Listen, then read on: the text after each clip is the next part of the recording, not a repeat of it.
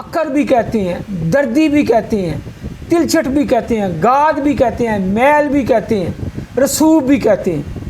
نیچے بیٹھی ہوئی جو تلچھٹ ہے وہ جسے چھڈی کہتے ہیں ہم پنجابی میں، نیچے جو چیز بیٹھ جاتی ہے، یہ سارے مترادفات ہیں۔ پھر دیکھیں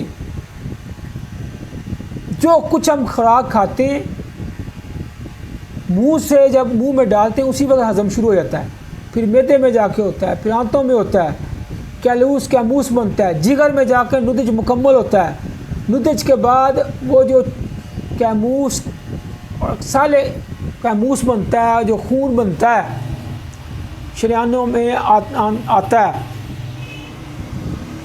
اس کے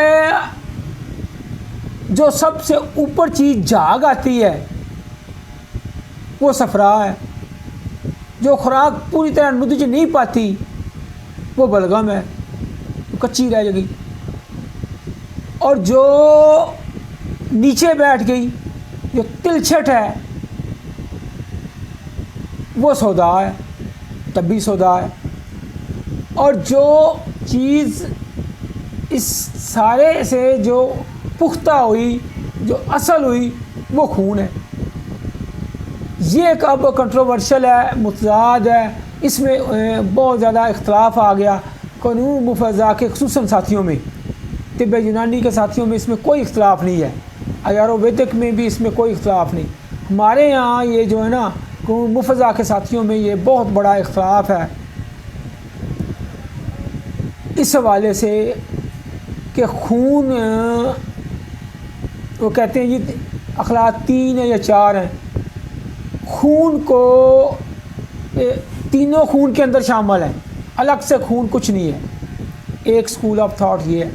دوسرے کہتے ہیں نہیں، خون کے اندر بلغم بھی ہے، سودا بھی ہے، صفرا بھی ہے، لیکن بذات خود خون بھی موجود ہے، جسے RBC کہتے ہیں، ہیموگلوبن کہتے ہیں، یہ بذات خود بھی موجود ہے۔ تو اس طرح دو جو رائے بن گئی ہیں۔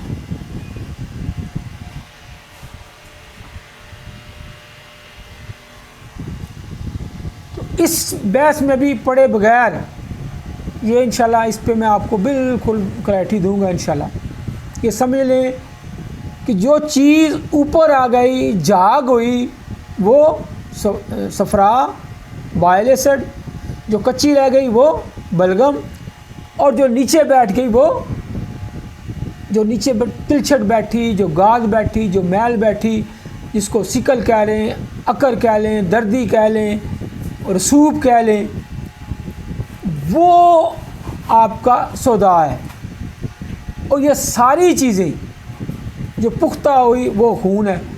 یہ ساری چیزیں جسم کا لازمی حصہ ہیں، یہ ٹیشوز کی خوراک ہیں، اس کے بغیر کوئی ایک چیز بھی نہ ہو تو زندگی کا تصور بھی نہیں۔ آپ اندازہ کریں اگر سودا ہی نہ ہو تو جسم میں سختی نہ ہو، عضلات میں آپس میں ربط نہ ہو، جوڑنے والی چیز نہ ہو، ایک شکل ہی نہ بن سکے، ایک حیات ہی نہ بن سکے، یہ جو مردانگی ہے ہماری یہی قائم نہ رہے، تو یہ سب اپنی اپنی غذا ہے۔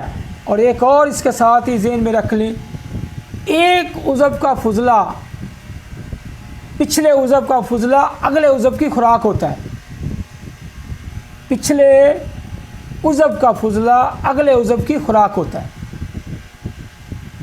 یہ قاعدہ کلیہ بھی ذہن میں رکھ لیں، یعنی جو خون کا فضلہ بنے گا آگے وہ خوراک بنے گا۔ ابھی آپ پڑھیں گے سودا کی کہاں کی خوراک بنتا ہے۔ یہ ذائقہ، سودا کا ذائقہ میٹھا اور کسیلا پن کے درمیان میں ہوتا ہے، نہ پیور میٹھا ہوتا ہے نہ بہت کسیلا ہوتا ہے، ان دونوں کے بیچ میں ہوتا ہے۔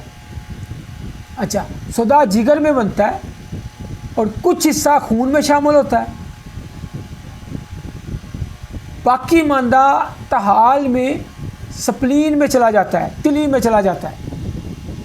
جیسے صفرا جو ہے وہ کچھ خون میں شامل ہوتا ہے، باقی پتے میں چلا جاتا ہے، پتا سٹور ہے وہ صفرا کا۔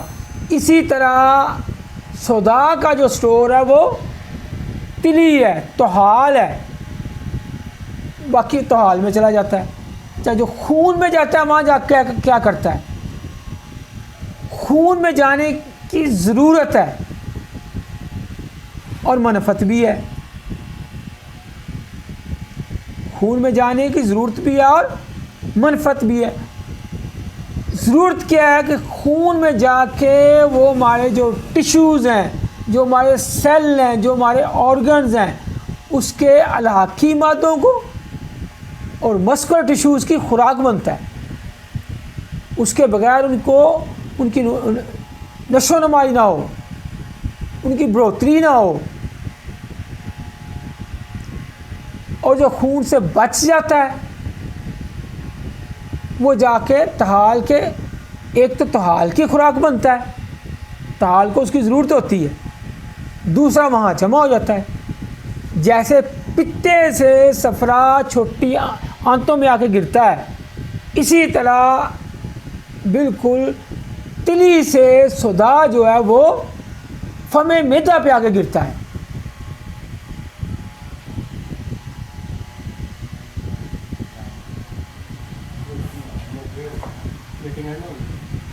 नहीं, कनेक्ट खत्म हो 47 कितनी देर की मीटिंग की थी? मीटिंग तो मैं 2 घंटे की। अब वादू कर दे जितों मरी चाहती डिस्कनेक्ट नहीं ना हो।